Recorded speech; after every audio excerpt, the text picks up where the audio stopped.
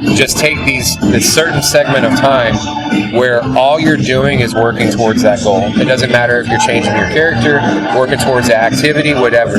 Because it's always going to be hard to like get down on the ground and do 20 push-ups. It'll never be hard to remember why.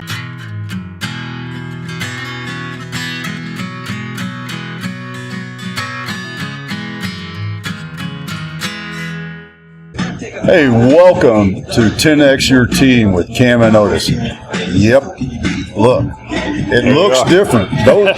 Do not adjust your television screen, folks. We are here live in Dallas at the Shark Club with our buddy Jason, who happens to know the owner. And we'll give a shout out to the Shark Club Sports Bar and Grill and the owner, Michael Boyd, allowing us to come in here early. And you know what? It's fitting that we're here in a sports bar when the NCAA tournament kicks off. Yeah. So, folks, we'll get your bets in right now, because when this show comes out next week, you know, all the brackets going to be busted. Yeah, bracket busting's happening in the next couple of hours here. Right. Going to start blowing it up. Do you play the bracket game, Jason? Man, Black? Yeah. Once there got this time in my life where I became so tall that falling down hurt, and I just disregarded any kind of sport, any kind of activity where I could fall on the ground. You know what I mean? I should have taken that advice.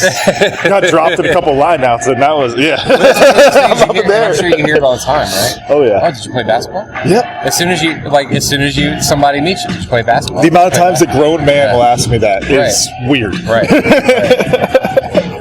So you didn't? No.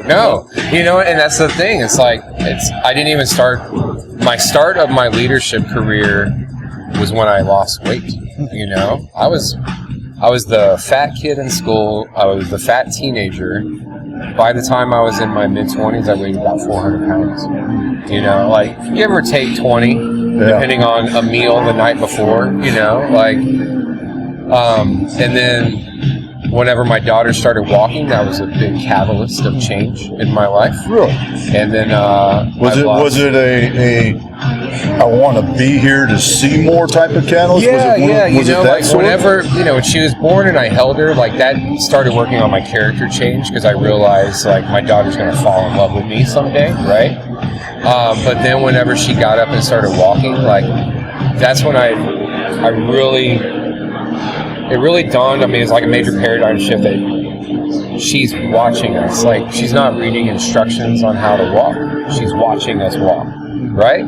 So what else is she going to watch me do? Yeah. So if she's watching all this, then she's going to be 400 pounds, and she's going to be depressed, and she's going to be angry, she's going to smoke cigarettes, she's going to have a bad diet. You know what I mean? And so, like, all these realizations. So it wasn't just about keeping up with her, but seeing things from her perspective. And then looking at my parents. You know, I never saw my mom walk up a flight of stairs. My dad spent the last 5 years of his life in a wheelchair.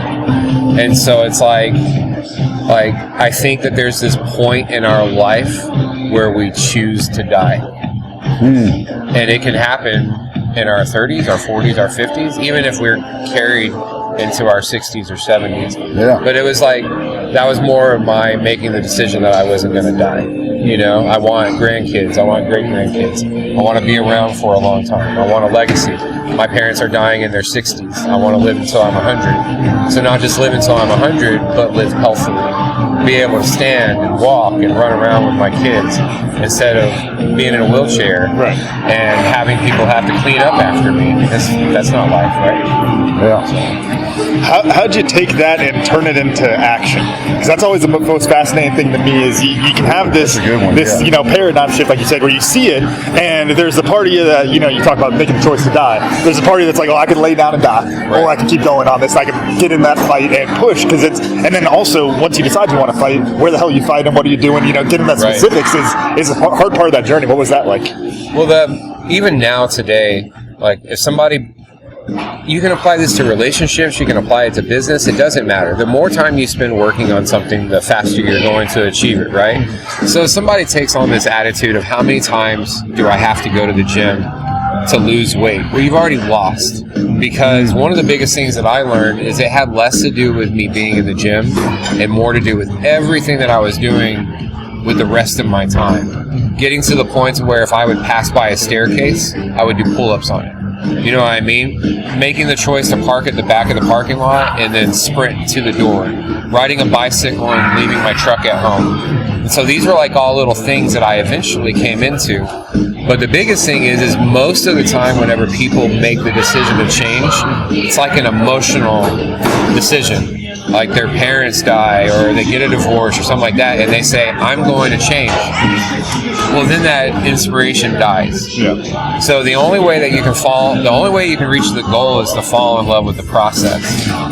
I like to put processes in place. So you immediately, if somebody has a problem with a certain discipline that they're trying to get into, then instead of trying to attack the discipline, they allot a certain time of day where they freely pretend to be this person that they want to be, right? And so from 12 to 2 today, I'm going to be the CEO of a $1 billion company. And whenever that clock hits 12, then my actions change. It's almost like a character shift, right? Yeah. So the longer you spend doing that, the better you get. It's like, how did I publish 19 books? Like, when I think about it today, I'm like, how did I publish? Because I hit this time in my head where I became a guy that was going to publish 10 books, an author of 10 books. After I authored one, I thought I was cool, and then I realized everybody authored one, right? So then I wanted to author 10, then I wanted to author 20. So if you take these times of your life where you just focus on that thing, I'm going to spend this time from 12 to 2, 7 to 8, whatever. Eventually my time just became, I'm going to be in the gym from 6 to 8 p.m. Later I became a personal trainer. And then I was in the gym all the time. I'd get there at 4 or 5 in the morning, and I would have these little slots for 30 minutes, an hour. And then before you knew it, it was midnight, and I was leaving the gym. So then I went back and I applied the same principle. I'm going to be in the gym from 6 to 8. Now all of a sudden, all my customers that were spread throughout the day, I was seeing them all in 2 hours a day. So I was able to scale my business with the same philosophy. Just take this certain segment of time where all you're doing is working towards that goal. It doesn't matter if you're changing your character, working towards the activity, whatever. Because it's always gonna be hard to like get down on the ground and do 20 push-ups. It'll never be hard to remember why. For this hour, I'm going to be the best dad that I can be. For this hour, I'm going to be the best person I can be. Eventually, that time like expanded, and I kind of forgot how to be the other person. If that makes sense. Yeah. The more time I spent in the gym, the more time I spent talking to people, the more confidence that I built. And that also taught me about, like I said, people's motivations. People trying to get better, people trying to get stronger.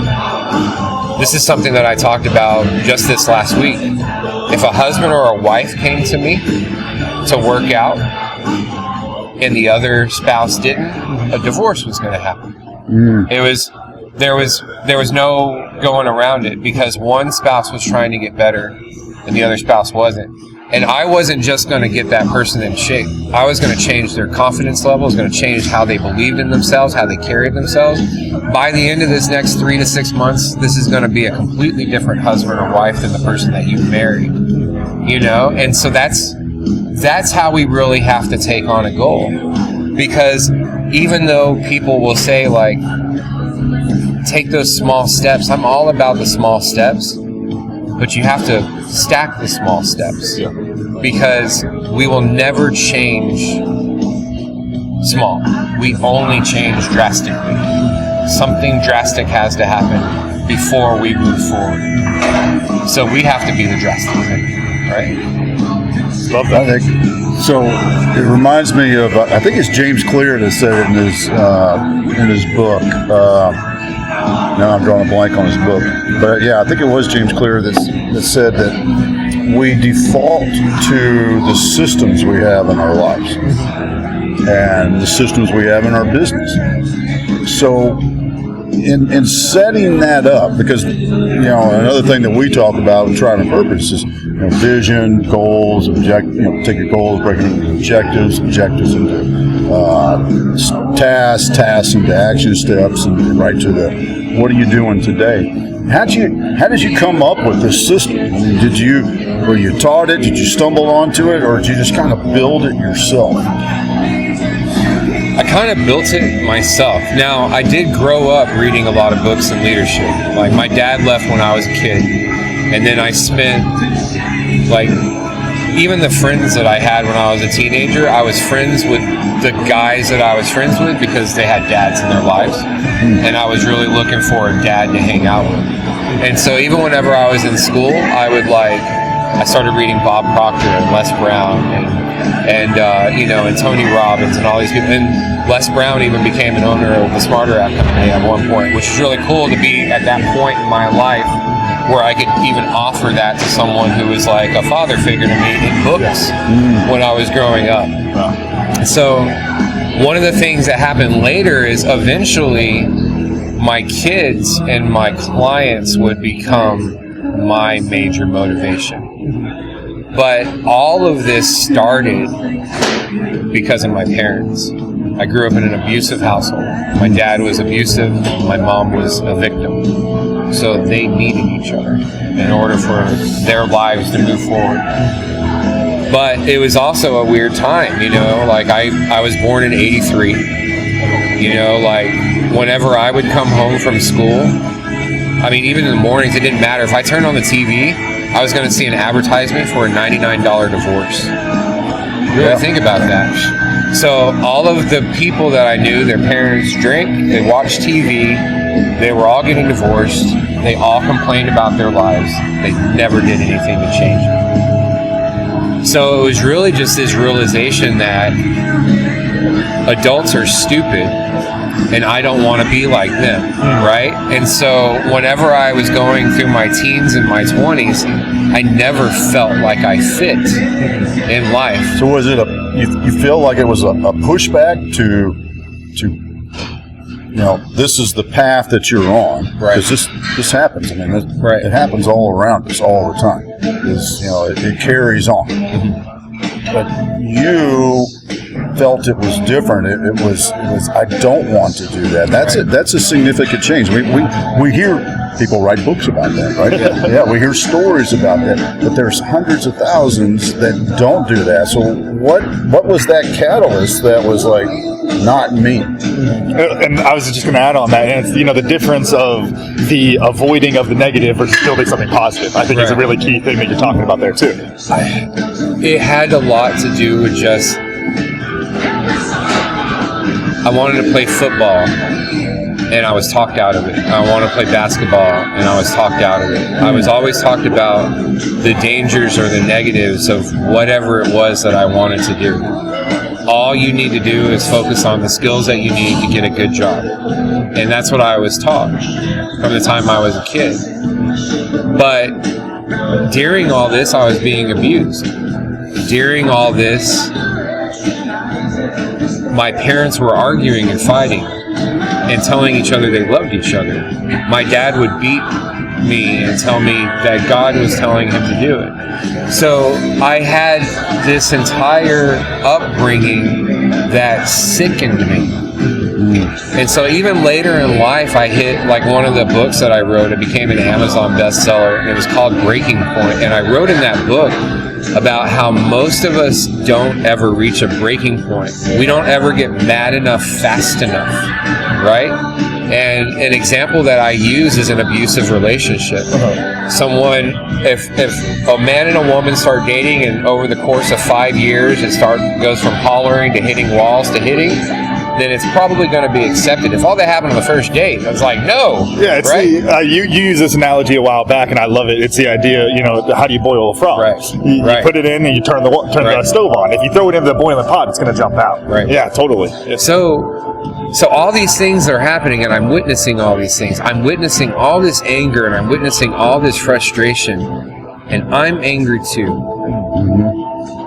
And then I realize that anger is here to provide us with a solution to get out of a problem that we're stuck in.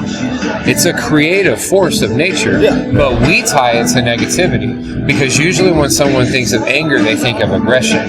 When I think of anger, that's when my thinking starts. That's when my systems start being built. So I literally wake up in the morning mad that I don't have the things that I want yet, and that I haven't accomplished what I want yet, and that we live in a world where people hate each other and treat each other like shit, and it pisses me off, and that drives me to change.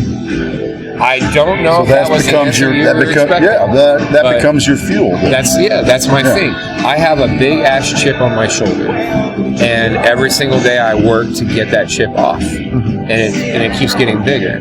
But that chip keeps me in the gym. That chip is what's driving me to turn Smarter into $1 billion company. I'm pissed off that I created that company to retire my mom, and my mom died before I could get to that point. That ticks me off to no end at myself, right? But how many of us really get upset at ourselves, and how many of us are really honest with ourselves and then use that as the ability to change? Or how many people are talking about all the problems in their life and they're blaming 99 problems, right? It's everybody else's fault. I'm smart enough to realize that everything going wrong in my life right now is my fault. It's up to me to change it. Right? That's it. We can beat around the bush all we want, you know what I mean? But especially as men, and especially as fathers, who's going to help us do what? You know what I mean? If I went to the average guy right now and I said, I have this problem, they're going to be like, man, you know how many problems I have? You know what I mean? Man. Could you? Because you talked about using that anger as a force to get the work done. Right. And I think there's an interesting thing there. And you already kind of touched on this. The idea of anger being a negative thing, and that fuel can't necessarily last, is what a lot of folks will say, because it degrades you a bit, or there's an element there with it. Do you think, bringing it back to what you said about focusing on the process, do you think that's how you keep some of the positivity to keep going and to sustain yourself through that process while still having that chip on your shoulder? Yeah, I think usually the anger or the sadness or whatever someone can see as negativity, it tends to stress them out. They get a spike of cortisol, their heart rate starts racing and everything. It's the fight or flight, right? Exactly. And which is one of the reasons that you hear being angry is negative. And you being a veteran, right? And being in the military, there's a reason why they put you through basic training before you ever do anything, because you got to learn how to load a gun while bullets are being fired at you, right? So my life has been so stressful that it got to a certain point to where things just stopped stressing me. Well, whenever things stop stressing you, well, there's no flight or fight response, right? This is just my life. It's just coming to turn. Even Michael, and Michael wouldn't mind me talking, because it's something we talk about to people. Like, Michael is clinically depressed. His brain doesn't produce dopamine. He can never be happy, but he's one of the nicest people you'll ever meet. Yeah. Why? Because he knows how he feels, and he doesn't want y'all to feel that way. Isn't that amazing? That is. Right? So it's like me. I'm the father that I am because I didn't have that father. I'm the coach that I am because I didn't have that coach. So looking at whatever it is that we're not achieving and then taking responsibility for it, but then not being mad about it. You can be angry about something and not be mad at people, and not treat people poorly or treat people differently, or make that anger carry your day differently. Like, I'm sitting here completely calm, completely rested, having fun with you guys, but I still have a mental task list of the things that I got to accomplish in the next 10 to 20 years, right? You know what I mean? I still have the list of regrets. When people say I have no regrets, it's like, man, I got 100 regrets like last week, you know? Like, yeah, we only live once. Yeah, we could die tomorrow. Yeah, we could live another 20 or 30 years too. So what are you going to do about that? Yeah. Well, and those regrets can be turned into lessons if you look at them that way. And how do I shift? How do I learn from those things, those choices I regret that I made last week, or those things I said I was going to, whatever those things are, to where going forward, I'm not gonna regret it. Right. It's that same thing, and I think there's some interesting mind shifts in that, and from what you're telling us, and I think this is the key point of this, is it's all on you. Yeah.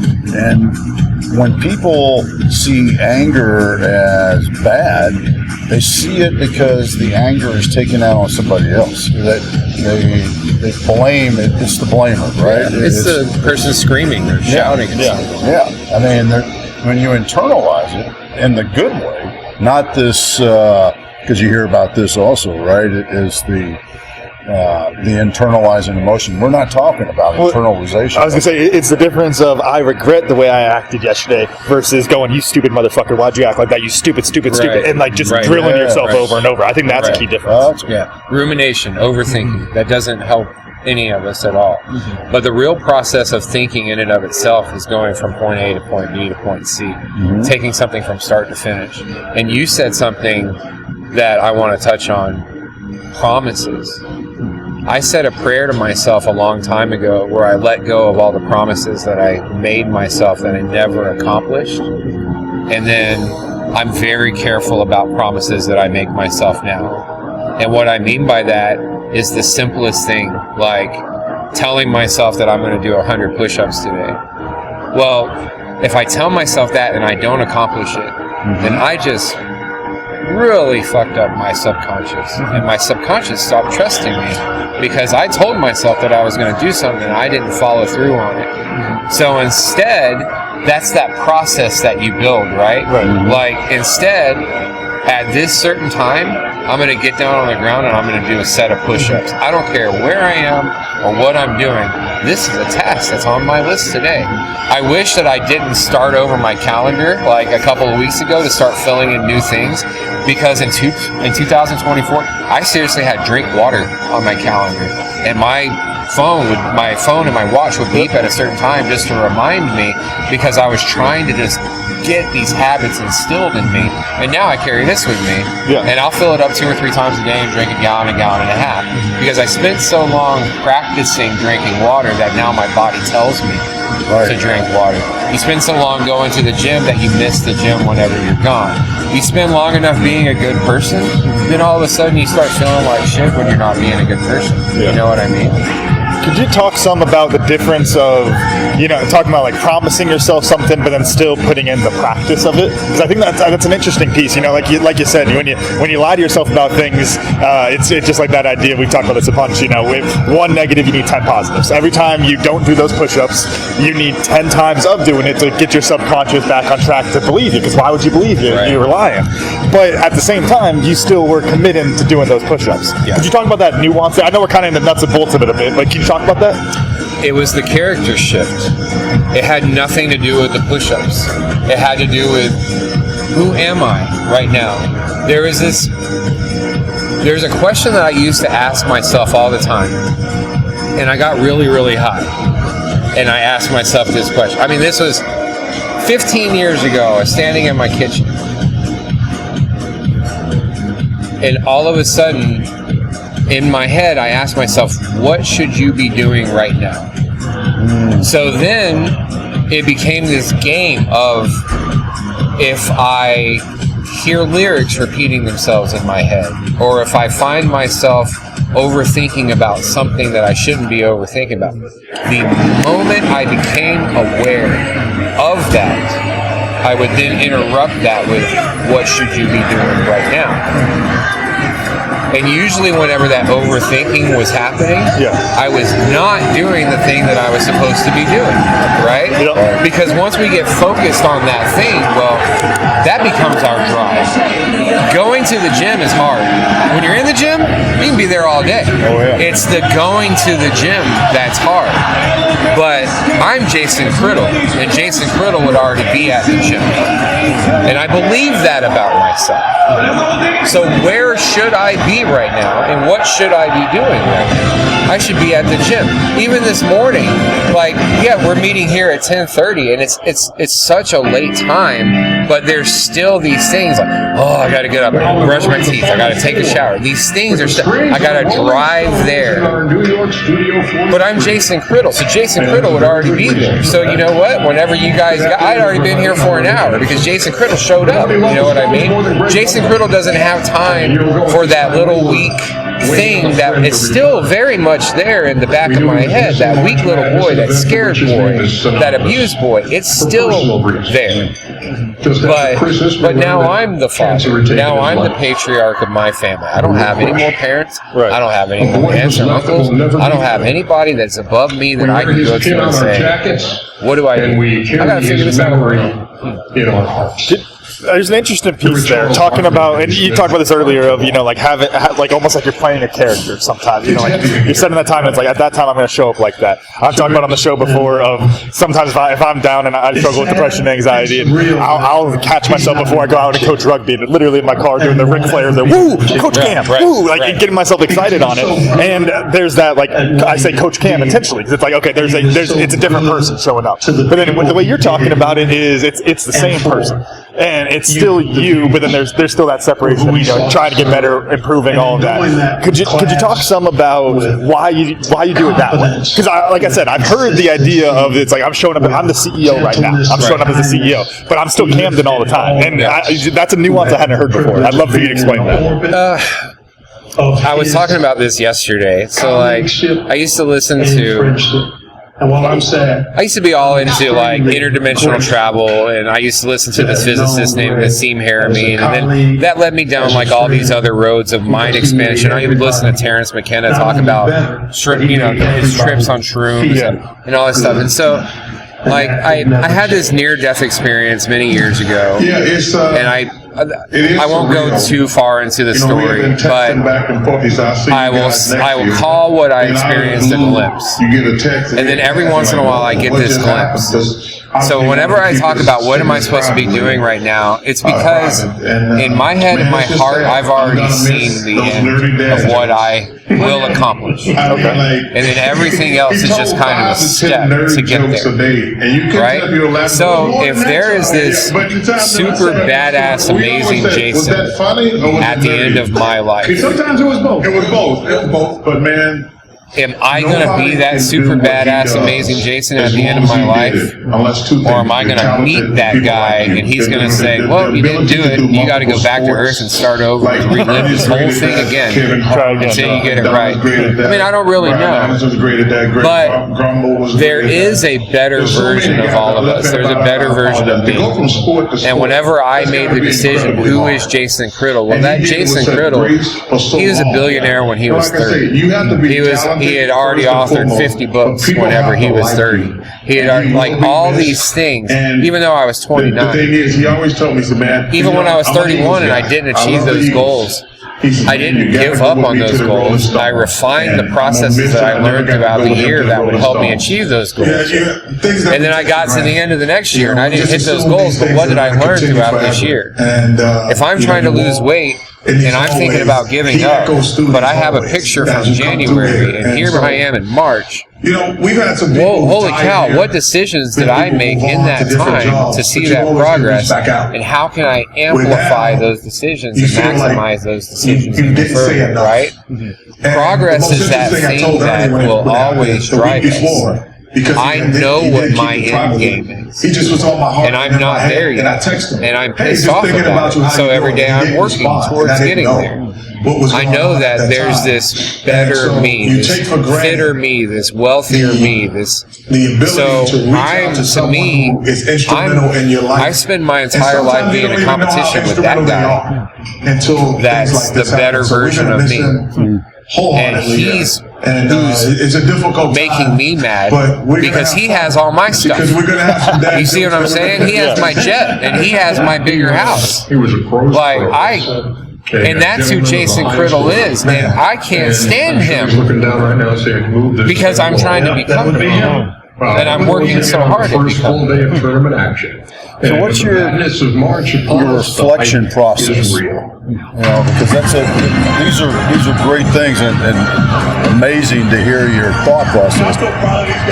What I'd love for you to share is, well, how do you do it? Is it 5 o'clock in the afternoon, I sit down and do this? Is it January 15th, I reflect on the year? What's the system, the process that you follow? Because I think that's one of the things that sometimes when people struggle, they're like, oh yeah, Jason, he's got this shit. I don't even know where the fuck to start. How do I start? What would be something that you would say, hey, dude, do this today, and if you do this today so that you can get better, or that process that you follow, that could be an example for somebody to look at. Become aware of the cycle that you are stuck in. Okay? So I almost thought I heard you laugh a little No, bit. it was a laugh of it. Oh, yeah, that's okay. I'll be thinking about that later. I'll put it that way. So here it is, March. What were you doing? What were you promising yourself last March? What were you doing the March before?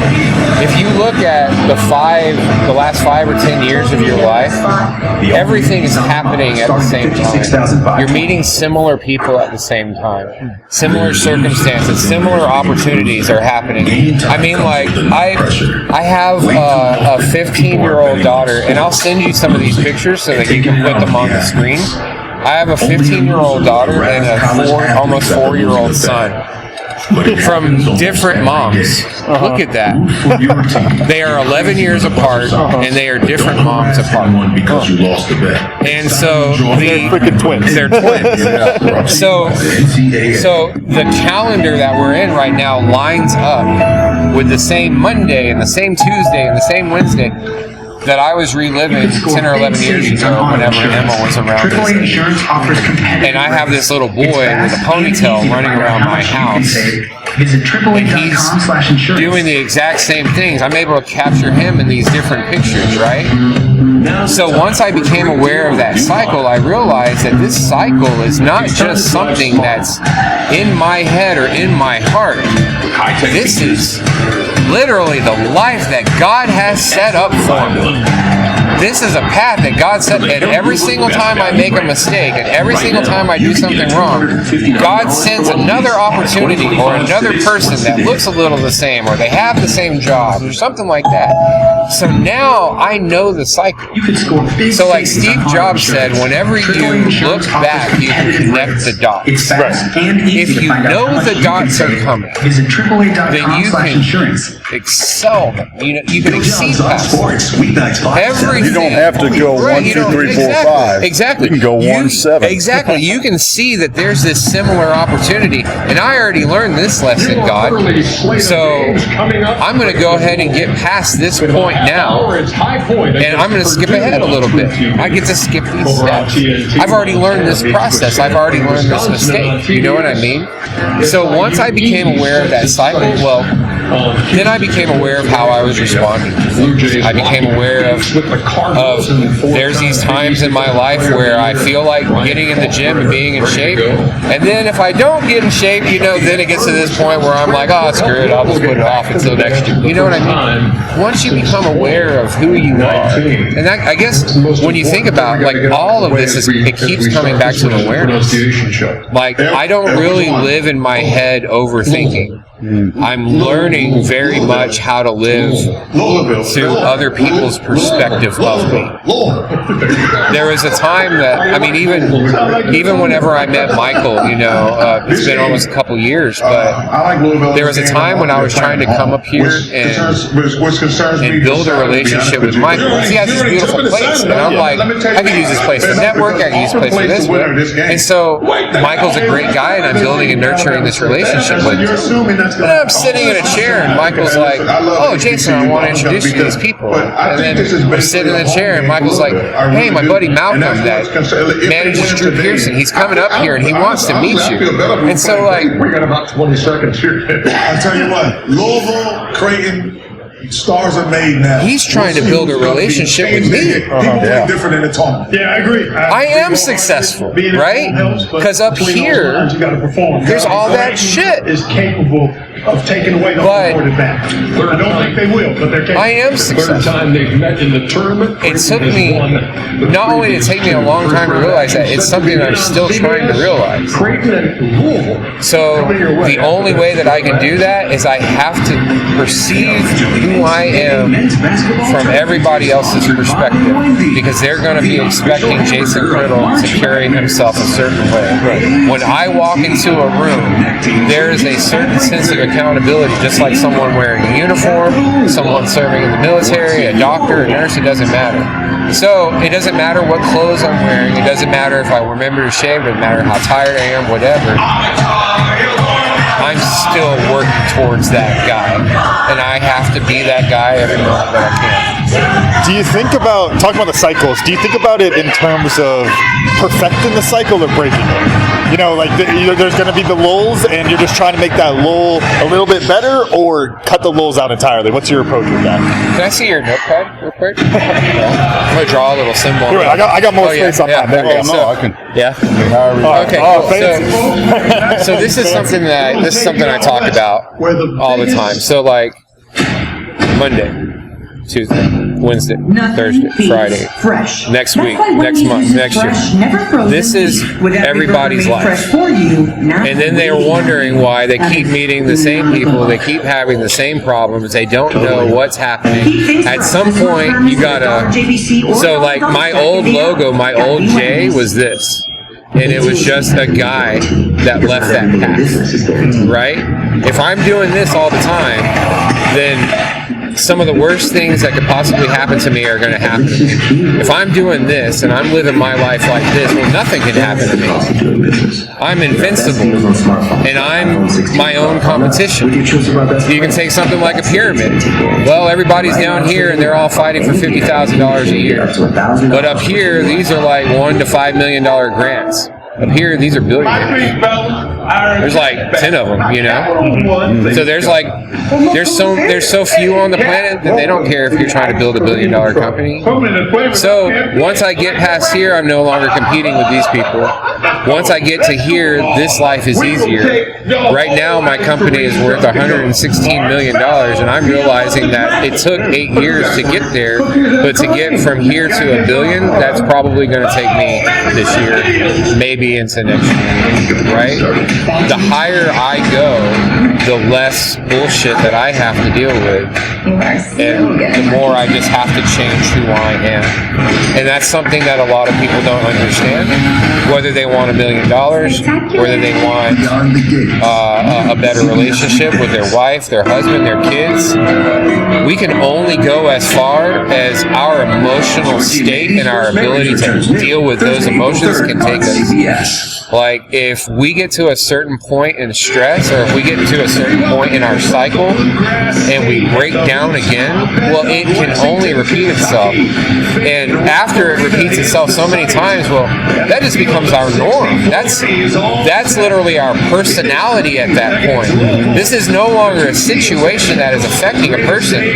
That person's just angry and they blow up whenever they get mad at something, right? And it doesn't matter if it's a little thing or a big thing, right? That's not my character.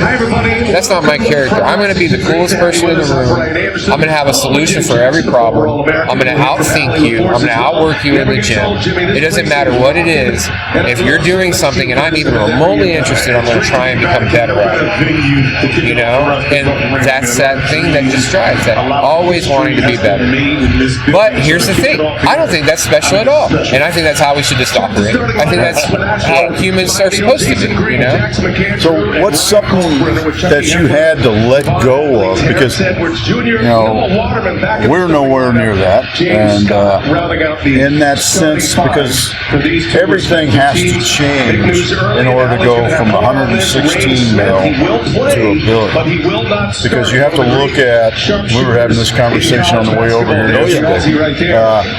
You have to look at money different. You have to look at how you see people different. All these things change. What's something that you had to let go to change that? Because you grew up in a completely different situation than you are now. So what? Just one thing, or a number of things, if you want to share. The desire to be right was probably a really big one. Wanting to be at the head of the table was a big one. They say like you're the average of the 5 people, right? Yeah. And then you hear that cliche, if you're the smartest person in the room, blah, blah, blah. Well, it's true. And it also applies to our business. Like one of the biggest problems that entrepreneurs and small business owners have that I see is nobody can do it like them. It has to be done their way, and every single time they hire somebody, well, that person just messes things up. Well, at some point, I have to realize that regardless of what it is that I'm trying to accomplish, you will never do it my way. You can only do it your way, and you can only do it your way. So I either have to let go, I have to do it all on my own, or I can just build a really, really simple process that everybody can follow, right? I can put all the information and all the education in place for someone to make their own decision. So instead of having salespeople, I have videos. Instead of having a customer service, I have a frequently asked questions. I took years of conversations that took hours to refine, and I realized if I say these 3 or 4 things in this order, then it's going to result in a sale. So instead of me saying those things, I should have some cartoons saying it to other people, right? I should implement some humor in there. Then on top of that, I need to make sure that if a customer does come here and they see all the information and they decide to make a purchase, that purchase needs to be available to them. And when they make that purchase, I don't even want to know that the purchase was made. And whenever they receive their product, and then when they go through the training processes to get that product useful to them and be successful, and then become such a fan of that product that's making them $500 a month, but they're only spending $100 a month on it, well, they're never going to get rid of that revenue source, right? I took care of every process along the way without my involvement. How many processes do y'all have in your business where y'all are still involved? How many processes do most of us have in our business? We got a lot of them, I can tell you that. So that's the main reason why I really like software. Once you build a piece of software, as soon as it's built, you just got to find a market for it. You got to find the customer. It's even better if you already have a market and customers for it before you ever build the thing.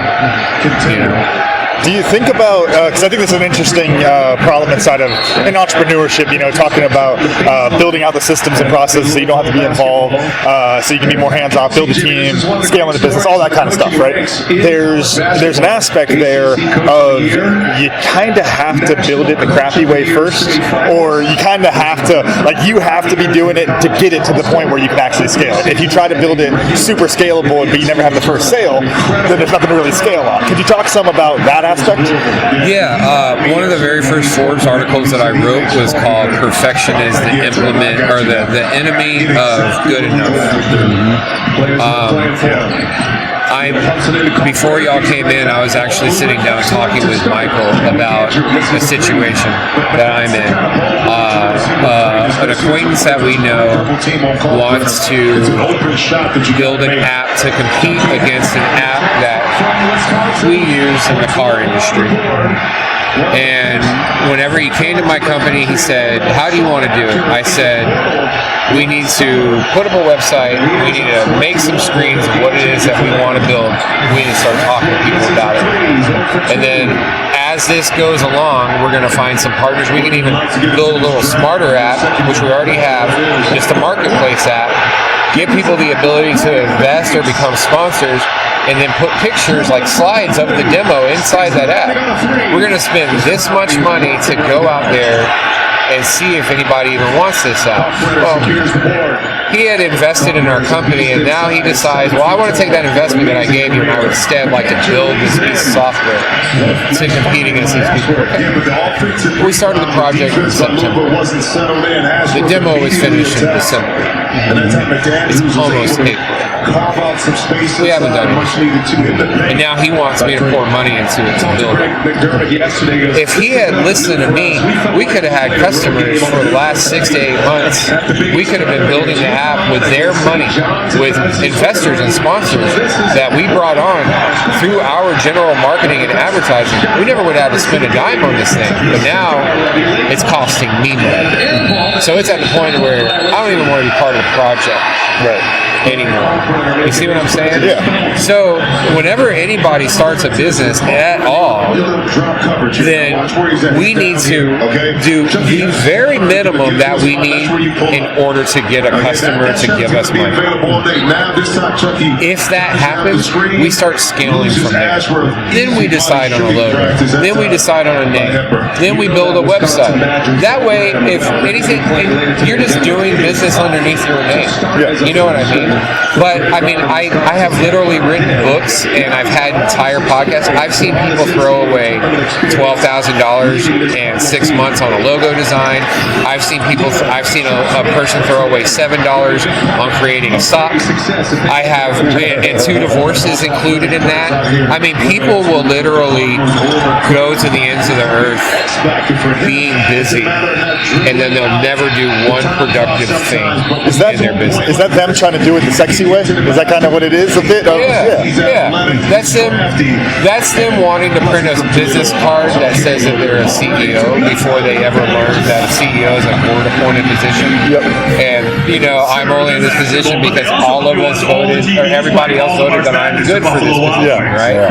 You know, if you're calling yourself a CEO and you're the only person and you're not making any money, then you probably already lost. But it's that buzzword that we all get to throw around. An entrepreneur in itself is a buzzword now.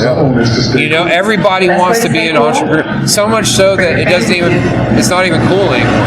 I don't want to be an entrepreneur. Screw y'all. I mean, they're teaching it in college. Right. So that tells you right there, it's not cool anymore. Right. It's the new word for unemployed. You know, it's just a new way to sell it.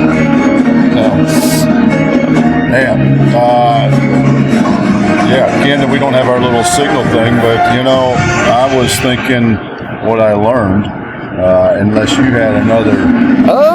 No, I mean, shit, I feel like we could keep talking for another 2 hours. Well, I mean, you know, there's nothing wrong with that, because, you know, the thing I find... You've earned this. And this is almost... That was my way of saying I want to get at least a couple more questions in. Yeah, well, we got to squeeze some juice out of Jason. Because I'm fascinated in the avoidance of anger being bad. That fascinates me. Because, you know, I was the angry teenager. I was the guy that would punch the wall. I was the guy that would get in a fight over something. And I love the fact that you've taken that and turned it into fuel, almost a dopamine hit.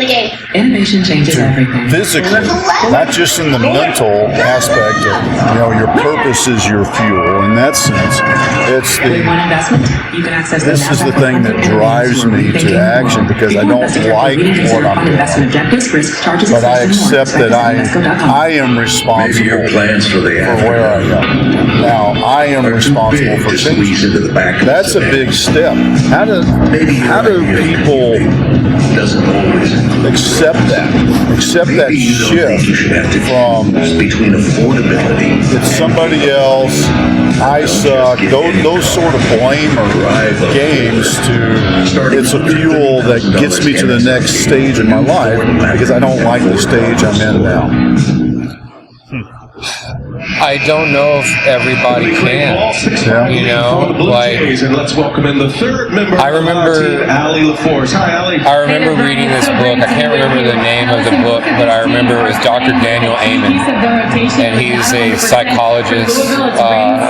He studies the brain, all different kinds of medications. But he was always fascinated at the fact that doctors will prescribe medication to fix the brain without seeing the brain. Right? So someone will sit there and talk about their problems, and then they'll give someone medication. Well, then that medication is actually changing that person's thinking. It's changing all their thought processes, right? So that means that some of what's going on in our brain is physical. Some of that stuff we don't have a lot of choice over. But for the most part, if we live in the United States of America, and if we have both of our hands and both of our feet, and we can function, then we are the only reason why we don't have whatever it is that we want. And it's that simple. If you lived in a completely different country, if you were born with any kind of ailments, I can think of all kinds of things. But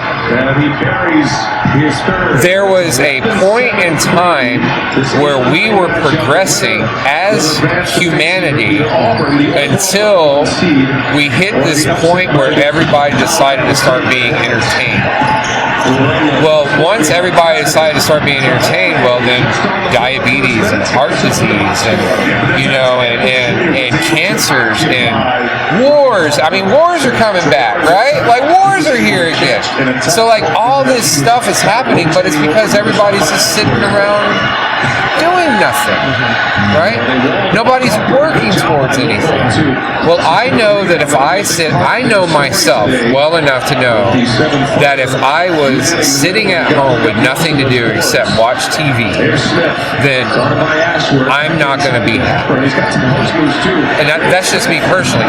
All anger aside, if you take a dog and you put that dog in a kennel and you feed that dog a few times a day, but then you don't give that dog any purpose or anything to do, that dog's going to bite, it's going to bark, it's going to jump on people, well, that's the world that we live in now. We're all kenneled. We're just kenneled dogs. And we all have pain and we all have hurt, and COVID traumatized us, and it took away our dreams, and it taught people how to get by, and people just kind of gave up. So we have to want something better. And as much as I wish that I could help everybody, and I wish that everybody would want a better life, and I wish that everybody would want to get out of it. Yeah, I really wish. But I'm not talking to the people that don't.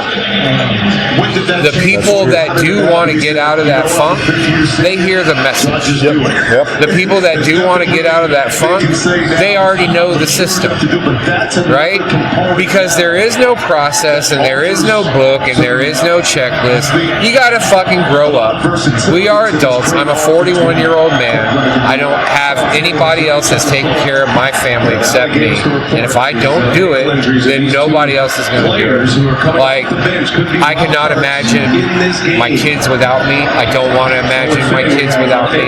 I don't want them to have to navigate this world without me putting infrastructure in place for them. You know what I mean? So I still got a lot to do before I die. I think my parents just kind of gave up because they were unhappy with their marriages and unhappy with their lives, and whenever they divorced, they both just kind of went on their separate ways and slowly died over the next 20 years. Talking about, helping other folks, and the folks who are looking for the message will see it. We talk all the time about like modeling the right behavior, modeling it for folks. One thing that we also talk about a lot is this idea of how people will make the bad thing that's happened to them, their situation, what I like to call like the big bad guy, so you don't have to fight it.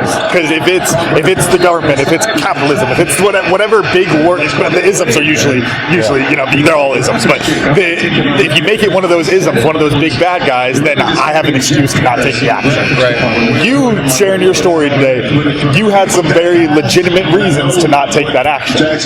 And you made the choice to take that action and to get better, to change your life, to have that responsibility.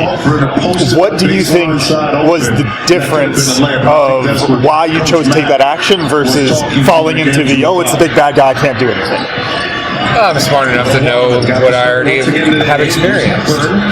It's like the guy breaking the path. I have never come here and sat at this table at 10:30 and done an interview with you guys in my life. It's never happened before. And I got like 3 more of these things that have never happened before on my schedule today. And so I constantly spend my time in my life trying to fill it in with phone calls and conversations and opportunities that I've never had before. I feel really uncomfortable waking up tomorrow with nothing to do, but how many of us are hoping for that? Man, I really hope I have nothing to do tomorrow. Hope somebody cancels on me. Right. It's just the person that can't wait till 5 o'clock. Right. How we do anything is how we do everything. I heard that quote on Wilfred, so many years ago. It is exactly true. A person that says, "Hey, what's up?" I don't have any time for that. Like, a person that says, "Hey, what's up?" is going to put a "Hey, what's up" amount of effort into life. A person that says, "Hey, how you doing? I'm fine, thanks." That's the kind of effort that they're going to put into life. A person that is fine with driving their Toyota Camry. There's nothing wrong with a Toyota Camry. But if you have decided that you're fine with that, if you have decided that you're fine with the 1-bedroom apartment, if you have decided that you're fine with this, I finally got to this point. Woo! This is huge for me. Hello. That's okay. I'm freaking out. That's okay. You're probably just not ever going to be a leader, Grab the snacks and wealthy, you in the action. Enter today for fulfilled, like an all-access VIP trip to happy, genuinely. I think people hit content, and that's kind of what people aim for, right?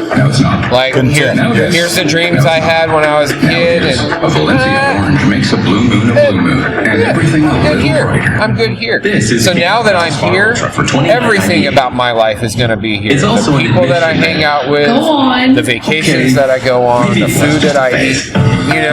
When someone tells me that escargot is gross, would you rather have Taco Bell? Switching to Geico. We can do that.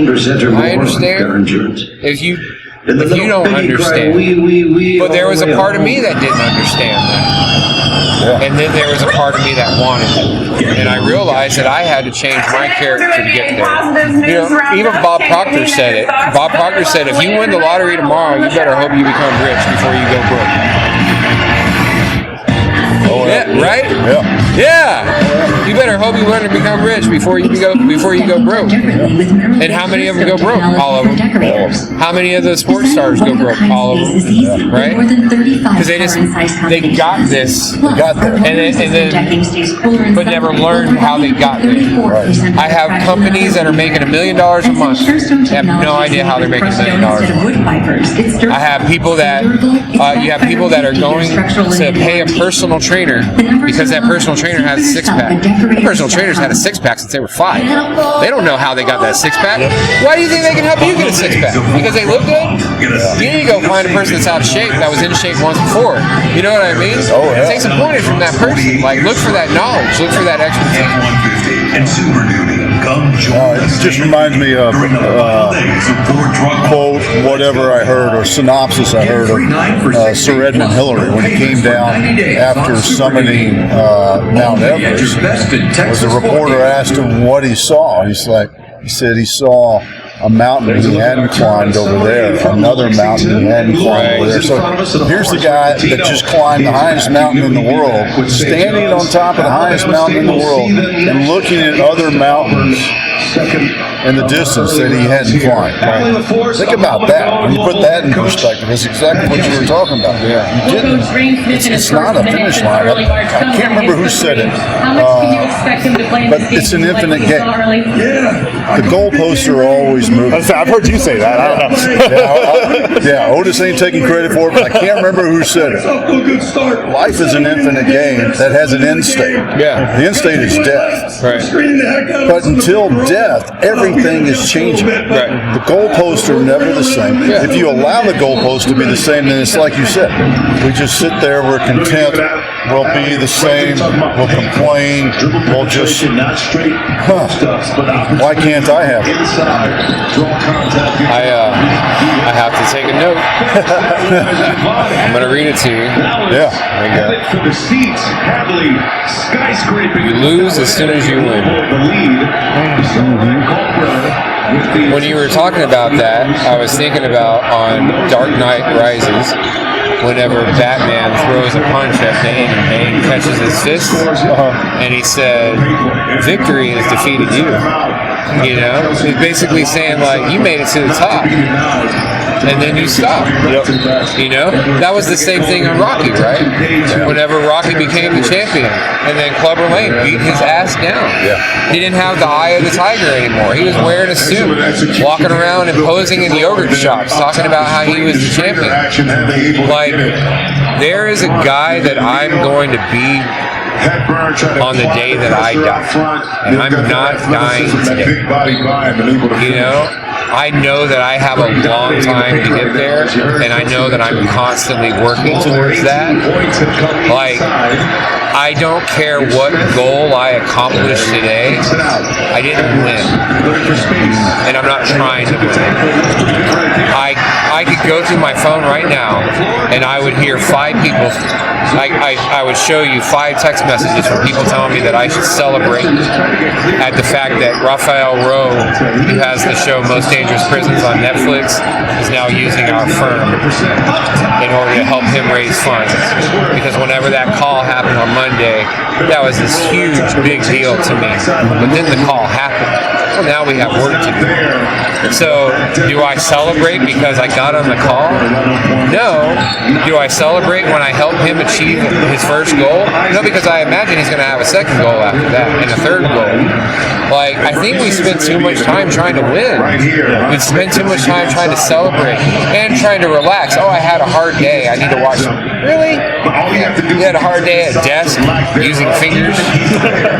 You know, that was difficult. Like, I don't, even physical labor doesn't necessarily tire me out. I need fulfillment. Like, I need to feel like I had a great day today, or I'm not going to sleep tonight. And then tomorrow's probably not going to be the best day, you know?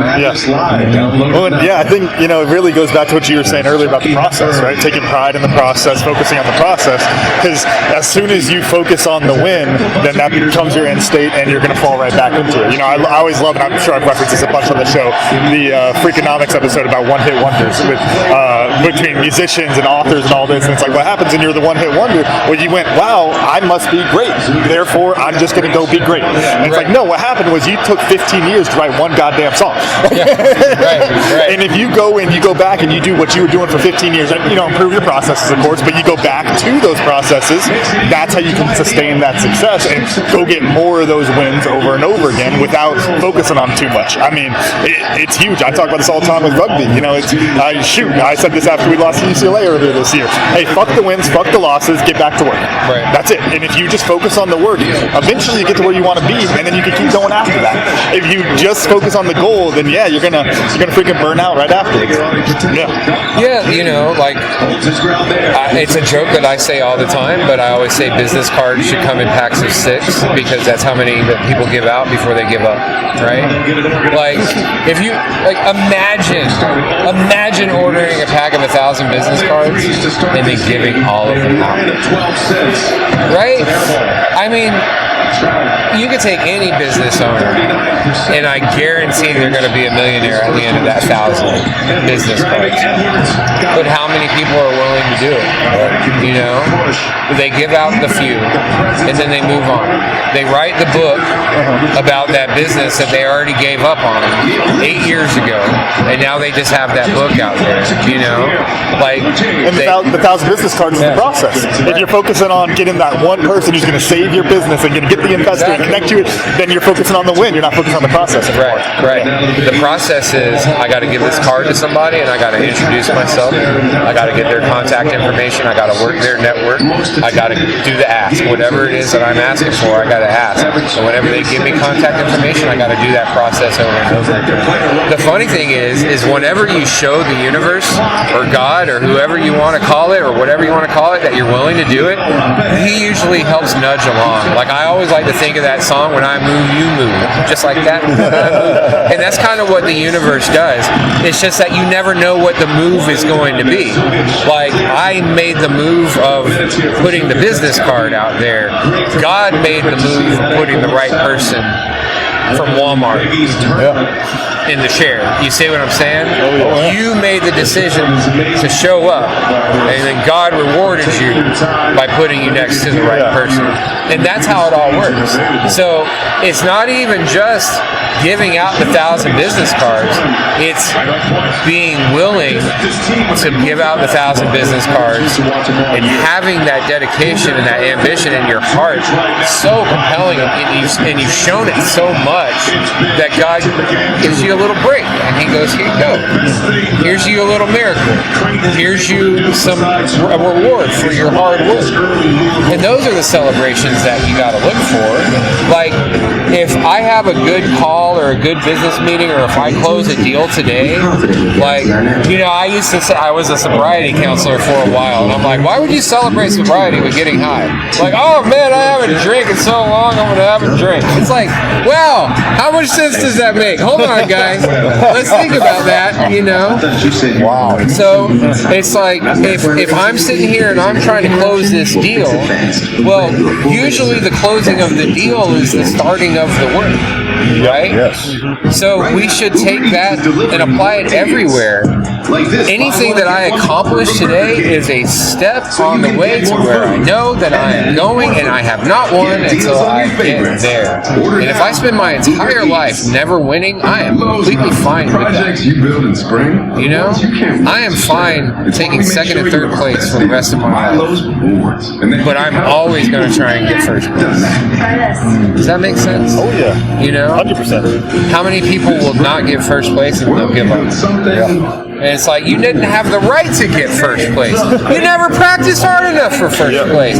Why do you think that you know, what gives you the ability to have this, you know, this expectation of success? And that's one of the things that's really wrong with entrepreneurs. Like, well, I wrote my plan on a napkin and you're not going to give me $1 million? Shark Tank lied to me. And it's like, come on, guys. Oh yeah. Get some customers, you know? Show that your business is doing something. If you can get it to $1,000 a month, you can get it to 10 grand a month. Oh yeah. I was just gonna say, you know, the sports example. It's like, do you, like, when you want to win the championship, whatever it is, it's like, do you really feel like you deserve it? Have you put in the year to build up to that point, or are you just wanting to win? And you're just wanting that title, wanting that, versus did you actually put in the work? And if you can look yourself in the mirror and say, no, I put in the fucking work, even if you get second place, you're okay. Right. And I think that's exactly what you're talking about, man. Right. Yeah. We seek to refine it. All right, I got enough now. You can. Now he's back here. Redefine its boundaries. No, it's Knowledge. unbelievable stuff. It really. I'm going to go back to something that you said early on, because I think it's such a key thing for me to think about, people to think about, and I'm pretty sure Seneca said something very similar, and that's there's a point in our life when we can choose to die. And Seneca said there are many old people who have nothing but their age to show for how old they are. Yeah. And those things, when you start thinking about those things, it comes down to the choices that we make.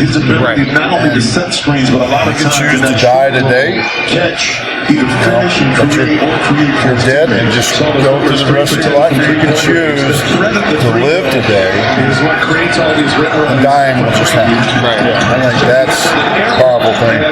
Cam, how about you? What'd you learn? Yeah, for me, the thing I keep thinking about is the idea of, and I don't know which Stoic said it. You named the specific one, but the idea of, people will talk about like the dance of life. It's like it's not a dance; it's a wrestling match, and like you got to be able to put in the effort and try to fight. And I think that goes back to what you were saying with anger. I think back as you were talking about anger. I think back when I played rugby, I played angry. I get fights, all that kind of stuff. I was the nicest guy after the game. But it's like when I played angry. Right. I needed to get that thing done.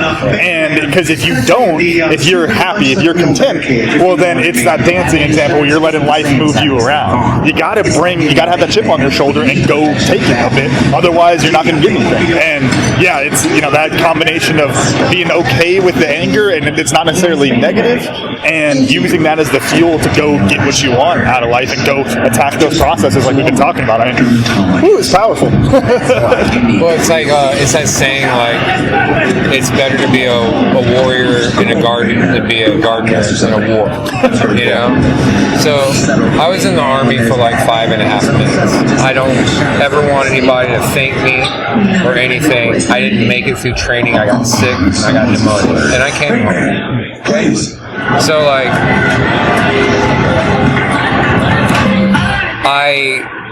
I saw just enough of it to where I realized that what I had gone through in my childhood was a whole lot harder than what they're going through in basic training, right? But I also understood the point of basic training, right?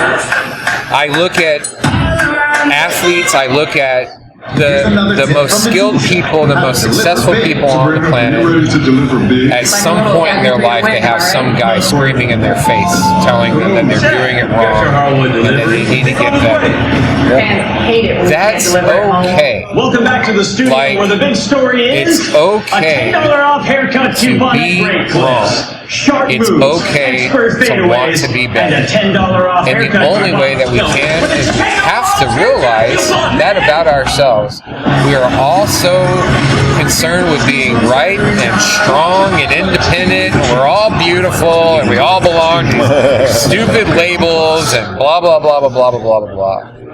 But we can all make the choice to be whoever we want to be. There's almost nothing that I'm going to go through on a daily basis that I will ever consider to be hard or traumatic any further in my life. It's going to be a lesson that I had to go through in order to get to where I want. And everything that I see as negative or that could be a setback now, it's because that better thing is coming. That is coming. So it's like the problems, bring them on so we can get past them. The bullshit, let's get through it. The conversations we don't want to have, let's have them. Like, let's let the mistakes happen so that we can move on and let them happen as fast as we can. So I want to add something because I think it's interesting. You talk about it's like the idea. It's like we're all beautiful, and it's like everyone. What is beautiful is the person who gets up and takes the responsibility over it. It's not an inherent thing. The beautiful thing about all of us taking control of our life. That's the beautiful thing. It's not an inherent thing of I'm just beautiful and I'm independent. I'm just me. It's like no, go build who the hell you are. Yeah, right. I had a guy the other day tell me I needed a work-life balance. I'm like, no, you need a work-life balance. I love my life. Like, I'm Jason Criddle. Like, it doesn't matter where I go, what I do. You know what I mean? Like, you're trying to escape from whatever it is that you're doing. That's why you're trying to seek a balance.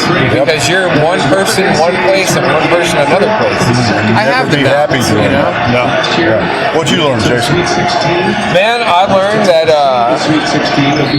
this was fun. I learned that my little boy is 3 and he's going to be 4 in May.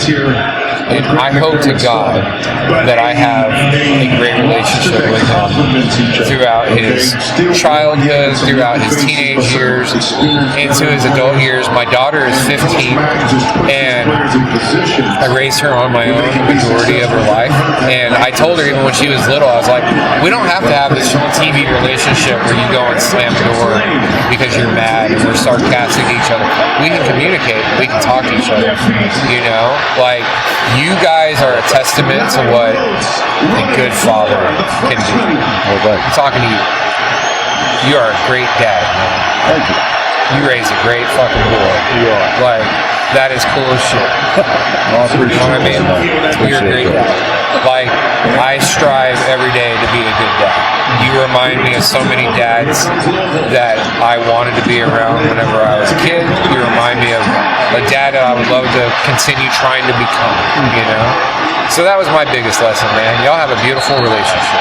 I want to ask you something else that came to mind. On the personal side, talking about being the dad and all that, you know, I've got my new daughter, Clementine, and 4 months old, and there's this thing that I would love to get your perspective on. Yeah. Is the amount of people who go to me and they know me and they might think I'm a great rugby coach, nice in business, nice guy, all that kind of stuff. And they go, "You're a great dad." And I was like, "I've been here about 5 fucking minutes." Yeah. You're telling me I'm a great dad. I think it's such an interesting thing. I have this like, why are you saying that? I haven't done anything yet. Right. I would love to hear your perspective on that. While I got you. Well, pure honey and seared I think with fresh chicken. I think a good parent can be, like, if you look at, perfectly balanced sauce. I look at my family. I'm number 6 of 7 kids, okay? And everybody has their own little level of fucked up, right? But to me, the success of a parent lies in the relationship that they have with their children. My daughter is 15 and she's my best friend. My son is 3, and as soon as I walk inside, he's going to drop everything he's doing. He's going to say, "Outside, please, Dada," because he knows that I am always going to say yes. I'm going to put him on my shoulders and I'm going to carry him around. Right? Like, then you fast forward, how is that relationship with those kids now?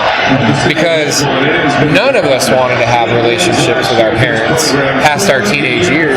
Our parents didn't do anything to really make us want to follow them, or they didn't do anything to make us love them. They didn't try to be there for us. They basically had their own problems, and they really just kind of blamed their kids openly on the problems that they had, right? So, all that being said, you can very easily look at, someone can, if I was a bad father, I wouldn't have my boy on my shoulders. It's really that simple. Think about the examples that we have as fathers in society today. If you go to a grocery store and you see a grown man walking around holding a toddler's hand, you damn guarantee that's a good dad, because he's showing up. He's there. Every problem we have in society right now is because we are 2 generations deep into no fathers being in the home. So whenever a father is there, he's going to have a better family. He's going to have great kids. He's going to create responsible human beings that are going into society. Even the term toxic masculinity comes from men who learned how to treat their logical problems with emotional irrationality. And they did not learn that from a man being in the home. They learned that because there was not a man in the home. So when you hear toxic masculinity, it's not what we're doing. It's whenever little Johnny gets mad and he starts punching holes in walls because he never had a role model to show him how to utilize his strength. Or he just hasn't gone through whatever shit he needs to go through to make the decision to do it himself. Because not all of us have leaders.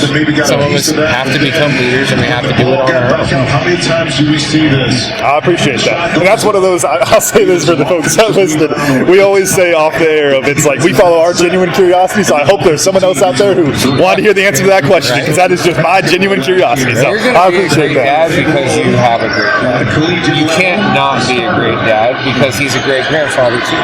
He's active in your life.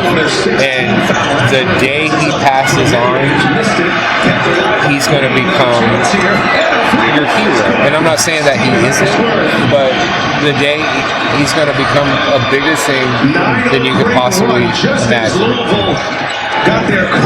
My dad left my family when I was 12, and I waited 28 years for him to call me and tell me why, and I got a call from someone else telling me he died. I was abused for the first 12 years of my life, and then I learned at 40 my dad died. That was not a good dad. And I hope to God that no matter where he ever went in his life after he left our kids, that no one ever told him he was a good dad. Because as far as I'm concerned, that's what... Let's talk about Smarter. Let's talk about the investments. Let's talk about... I'm doing it all because I'm a dad. If I was a single guy, there'd be ketchup in my fridge and I wouldn't care. I'm doing this because I'm building a legacy for my kids and my family never provided for me. This is what I'm leaving for my kids. I wake up, I'm here right now, I'm having this conversation. I do all these things because of my kids. Because I'm a good dad. I do everything that I do because I'm a father. That's it. I love that.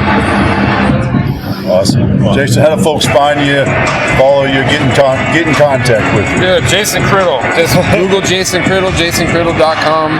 Hold that out. There you go. Awesome. Man, it's been a pleasure. Yeah, for Truly enjoyed it. Yeah. One handshake, me too. Yeah, there we go. We are here. We don't get to do that much. Here in the person. That's right. Camden, run us out. All right. Thank you all for watching and listening to this episode of 10X Your Team with Cam and Otis. If you enjoyed today's episode, please make sure to share with someone else in your life so they can enjoy it too. Some other lifelong learners in your life. There's that paraphrase for you. Thank you to Jason Criddle for joining us and sharing so much awesome insights today. And if you enjoyed this episode, please make sure to subscribe on YouTube, follow us on Facebook, Instagram, and LinkedIn. As always, the full archived episodes available at www.10xyourteam.net. Thanks again, and we'll see y'all next time.